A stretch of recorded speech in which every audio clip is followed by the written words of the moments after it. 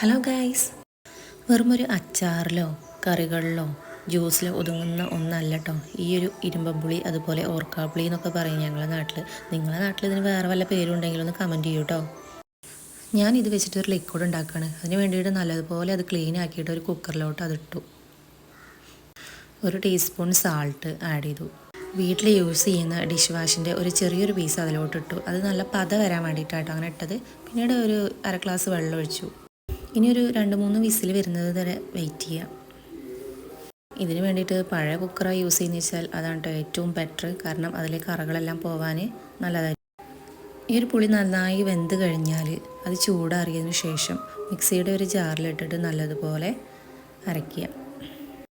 ശേഷം ഒരു അരിപ്പയിൽ അത് നല്ലതുപോലെ അരിച്ചെടുക്കുക. ഈ ഒരു അരിപ്പയിൽ അരിച്ചെടുക്കാൻ കുറേ സമയം എടുക്കുമെന്ന് എനിക്ക് മനസ്സിലായി. അതുകൊണ്ട് ഞാൻ വേറൊരു ട്രിക്ക് ഉപയോഗിച്ചു. പായസത്തിന് നാളികേരം പിഴിയുന്ന പോലെ ഞാനൊരു തുണി എടുത്തിട്ട് ഇത് നല്ലതുപോലെ പിഴിഞ്ഞെടുത്തു.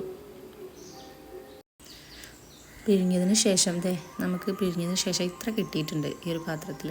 അതിലോട്ട് ഒരു ടീസ്പൂണ് ബേക്കിംഗ് സോഡ ആഡ് ചെയ്യാം. കുറച്ച് വിനാഗിരി ആഡ് ചെയ്യാം. സ്മെല്ലിന് വേണ്ടിയിട്ട് നമ്മൾ വീട്ടിൽ യൂസ് ചെയ്യുന്ന ഒരു ലിക്വിഡ് ഇതിൽ ആഡ് ചെയ്യാം. ഞാനിവിടെ യൂസ് ചെയ്തിട്ടുള്ളത് പ്രില്ലാണ്. അങ്ങനെ എൻ്റെ ലിക്വിഡ് ഇവിടെ റെഡി ആയിട്ടുണ്ട്. ഇത് യൂസ് ചെയ്തിട്ട് നമുക്ക് ടൈൽസിലെ കറയും സ്റ്റൗവിൽ തിളച്ച് പോയിട്ടുള്ള പാലിൻ്റെ കറിയൊക്കെ നമുക്ക് നിസ്സാരമായിട്ടിത് ക്ലീൻ ചെയ്യാൻ കഴിയും. എല്ലാവരും ഇതൊന്ന് ട്രൈ ചെയ്തിട്ട് അതിൻ്റെ ഫീഡ്ബാക്ക് എന്നെ കമൻറ്റ് ചെയ്യാം. ഇന്നത്തെ വീഡിയോ നിങ്ങൾക്ക് ഇഷ്ടപ്പെട്ടിട്ടുണ്ടെങ്കിൽ ലൈക്ക് ചെയ്യുക, ഷെയർ ചെയ്യുക, അതുപോലെ സബ്സ്ക്രൈബ് ചെയ്യാതെ കാണുന്നവരുണ്ടെങ്കിൽ സബ്സ്ക്രൈബ് ചെയ്യുക.